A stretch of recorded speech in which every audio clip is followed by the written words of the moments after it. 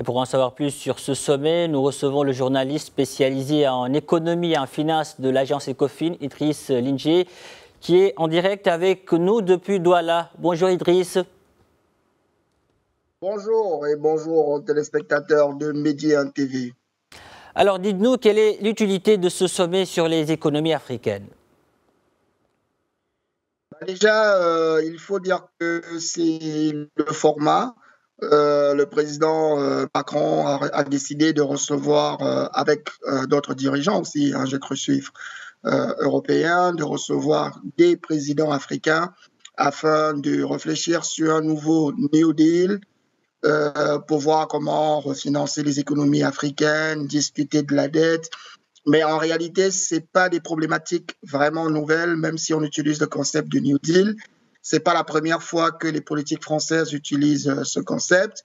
Barack Obama lui-même l'avait utilisé il y a quelques années et on a vu que ça n'a pas beaucoup avancé. Alors, est-ce que le président Macron fera mieux?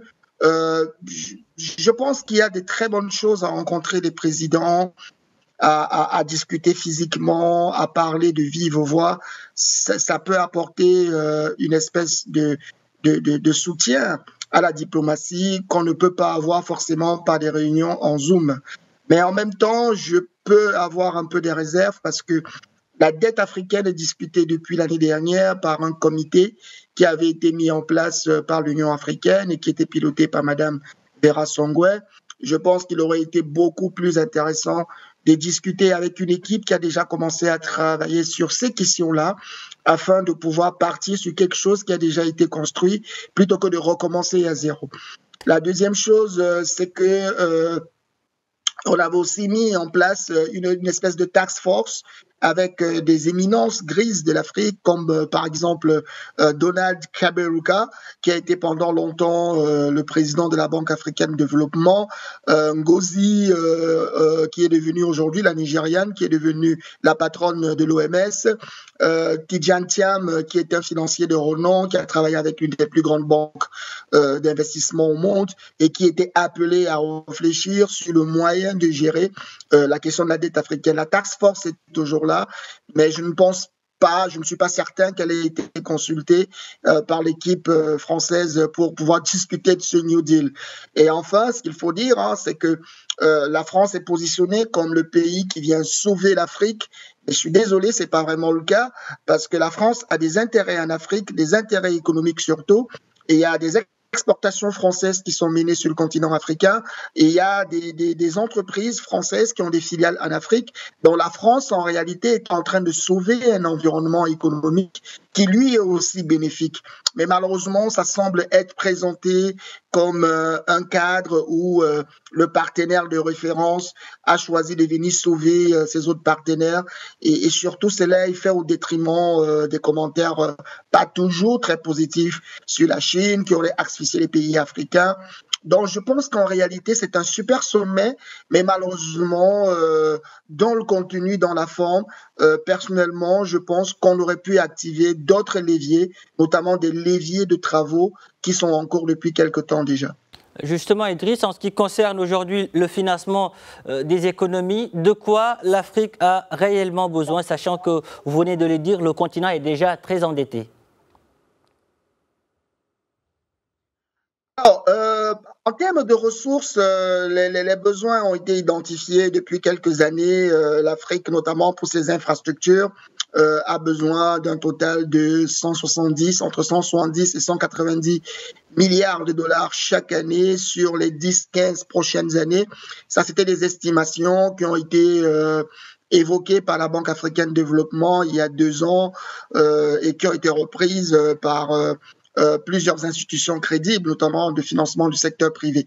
Donc l'Afrique a besoin justement, c'est ça le truc, l'Afrique a besoin d'un financement massif. Si je veux reprendre M. Zensou, qui a été secrétaire, qui a été Premier ministre au Bénin, il disait malheureusement aujourd'hui, le vrai problème en Afrique, au-delà des aspects de gouvernance, au-delà des aspects de politique, l'Afrique est sous-financée. Et c'est la pure réalité. Quand vous regardez les sommes qui ont été levées sur les marchés internationaux, par exemple, rien que sur les États-Unis, on a levé près de 3 000 milliards de dollars, c'est-à-dire presque la totalité du PIB de l'Afrique, pour régler le problème de 300 millions d'habitants, et que pour les pays africains, on accorde des modiques sommes autour de 18-15 milliards de dollars pour régler le problème de 1,2 milliard d'habitants et d'un continent qui est aussi vaste que l'Europe, les États-Unis et la Chine réunis. Bah, vous comprenez que l'Afrique aujourd'hui est sous-financée. Donc il y a ce dont on a besoin pour les infrastructures, mais on a besoin des financements pour beaucoup d'autres choses, pour renforcer les capacités, pour transformer les chaînes de valeur, pour permettre aux jeunes de pouvoir être formés de manière pertinente. Donc les besoins de l'Afrique sont vraiment importants. Mais maintenant, si on veut parler exclusivement de la dette, les montants sont assez modestes et depuis l'année dernière, on pense qu'il faudrait simplement qu'on annule cette dette africaine ça n'a pas de sens. C'est 400 milliards de dollars, on peut très bien l'annuler et aujourd'hui permettre au continent de se relancer. Aujourd'hui, en Europe, on pense aussi, pour certains pays, à annuler la dette. Dans d'autres pays, on n'a pas dit qu'on va annuler, mais on a décidé de faire ce qu'on appelle des dettes perpétuelles. Mais en Afrique, on demande aux Africains de rembourser. Je crois que c'est un gros problème. En plus de devoir payer sa dette, elle doit financer ses infrastructures et elle doit permettre à ces 1,3 milliard, 1,2 milliard d'habitants de vivre normalement. Je pense que d'un point de vue financier, les besoins ne peuvent être que très importants. Idriss, comment les économies africaines peuvent-elles aujourd'hui réussir une reprise, je dirais, rapide malgré la crise?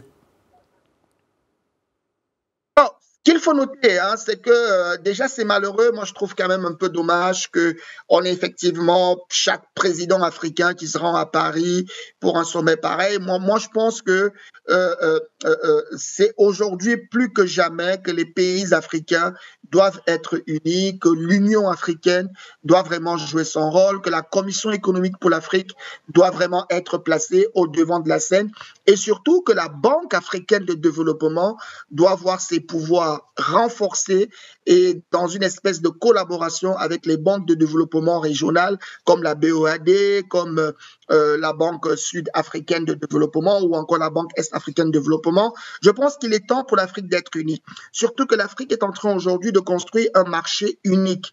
Et la construction de ce marché unique engage de nombreux challenges qui lui demandent aujourd'hui d'être forte et d'être une seule. Vous imaginez, malgré qu'on ait un marché commun, on n'a pas senti, par exemple, que les importations africaines ont baissé. Et ça, c'est un gros problème. On ne pourra jamais parvenir à avoir une autonomie économique tant qu'on dépend des choses que les autres produisent. On aura toujours des problèmes de déséquilibre monétaire, des problèmes de déséquilibre de la balance des paiements et des problèmes de déséquilibre financier.